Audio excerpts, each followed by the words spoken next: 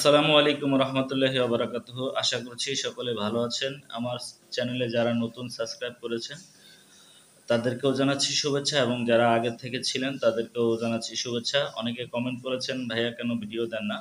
তা আমি আসলে নিজে অসুস্থ ছিলাম এবং পারিপার্শ্বিক কিছু সমস্যার কারণে ভিডিও দেইনি। এখন আবার হয়তো আস্তে আস্তে কন্টিনিউ করার চেষ্টা করব। তো আমি হাকিম রবিউল আউয়াল আপনাদের মাঝে কথা বলতেছি।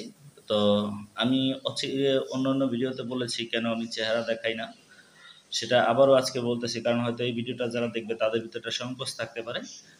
আমি একজন ছোটোখাটো সঙ্গীত শিল্পী, পাশাপাশি আমি একজন হাকিম এবং কবিরাজ।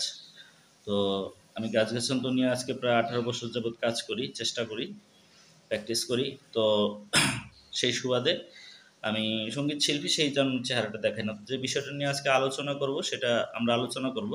তার আগে একটা কথা বলি যে আপনারা যারা ধোঁকাপ্রাপ্ত হন বিভিন্ন জায়গা থেকে, ইউটিউব বা ফেসবুক থেকে চিকিৎসা নিয়ে, তাদের উদ্দেশ্যে একটা কথা বলি, সেটা হলো যে ভাই, একটা জিনিস বুঝতে হবে, আপনার যে সমস্যা সেই সমস্যা অনুপাতে ওষুধ দিতে হবে।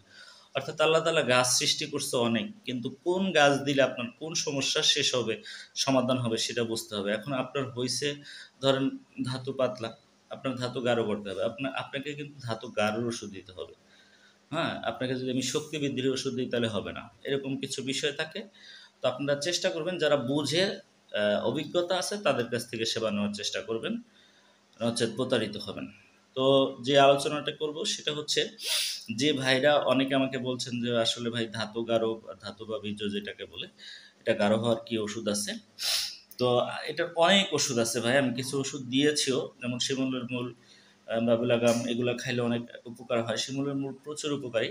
তবে আমার 18 বছরের অভিজ্ঞতা এবং আমার বাবা একজন হাকিম কবিরাজ ছিলেন, সেই অভিজ্ঞতা সর্বকিছু, বা আমার নিজের প্র্যাকটিক্যাল অভিজ্ঞতা, বা আমি নিজে খেয়ে দেখেছি, সেই অভিজ্ঞতা থেকে আজকে শ্রেষ্ঠ একটা ওষুধ আপনাদেরকে দিচ্ছি। তো আপনারা যদি আমার সাথে থাকেন আমি আরও ওষুধ দিব ইনশাল্লাহ। আর আপনাদের যে কোনো সমস্যা আমার স্ক্রিনে দেওয়া নাম্বারে যোগাযোগ করতে পারবেন। তো এটা হচ্ছে সে কাঙ্ক্ষিত আম গাছের চারা। এটা আপনাকে কি করতে হবে, আমি থাম্বনেলে একটা ছবি দিছি, ছোট আম গাছের। তো এটা আমি গাছটা আসলে ছিঁড়ার পরে বিচিটা দেখলাম উঠানোর পরে পচে গেছে, তো এই জন্য 2টা গাছ উঠাইছিলাম, হইল না। তো আপনাদেরকে আমি বুঝাই বলতেছি, এই আম গাছটা যখন চারা ছাড়ে তখন আম গাছটা উঠাবেন। আর যদি সেটা আপনার কাছে বিরক্ত বোধ মনে হয়, তাহলে পাকা আম, যেটা কাঁচা আম না, পাকা আম খাওয়ার পরে যে বিচিটা, সেই বিচিটা আপনারা বাহির করবেন। বাহির করে ওইটাকে পর্যাপ্ত পরিমাণে শুকাবেন, ছোট ছোট টুকরা করে শুকাবেন। শুকানোর পরে সেটাকে একটা পাউডার তৈরি করবেন। বাজারে কিন্তু রেডিমেড আমের বিচির গুঁড়া পাওয়া যায় শুকনা, সেটা ভেজাল হয়, হয়তো ওইটা খেলে আপনি ওইরকম কার্যকারিতা পাবেন না, যে জন্য আমি পদ্ধতিটা বলে দিলাম।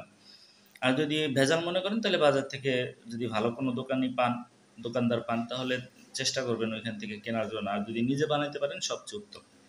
তা আপনি এই পাউডারটা পাউডার করবেন। পাউডার করার পরে এটাকে মানে অর্থাৎ শুকাবেন। শুকানোর পরে গুঁড়া করবেন। আপনি যেভাবে পারেন, মেলে পারেন বা আপনার নিজে ব্লেন্ডারে পারেন, যেভাবে পারেন আপনি মোট কথা শুকাইতে হবে। শুকানোর পরে এটাকে আবার ২-১ দিন শুকনা আবার রোদে দিতে হবে। দেওয়ার পরে একটু রসটা শুকায় আসবে। তখন এটার মানে ফাঙ্গাস পড়বে না বা কোনো সমস্যা হবে না, গন্ধ হবে না, নষ্ট হবে না। এজন্য আপনি গুঁড়া করার পরে ২-১ দিন শুকাবেন।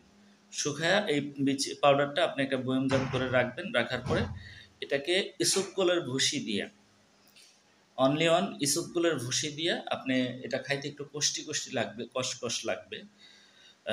আপনি ইসবগুলের ভুসির সাথে যদি আপনি সহ্য না করতে পারেন, সেক্ষেত্রে ১-২ চামচ মধু মিক্স করে আপনি এটা খাবেন।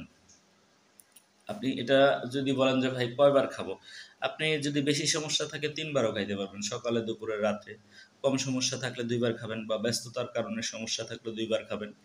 তো এটা হলো, ১ বারও খেলেও পারবেন, ২ বার আপনার সমস্যা অনুসারে। আপনি যদি চান যে সমস্যাটা আপনি এটা বেশি না, আ আমার কথা মতো অন্তত ১ টা মাস আপনি এটা খাবেন। অন্য কিছু খাইতে হবে না এটার জন্য।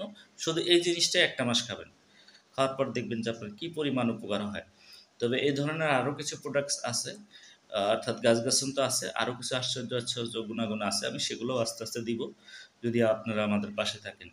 ভাই একবারে তো আর একটা জিনিস শিখানো সম্ভব না, একবারে সব শিখা সম্ভব না।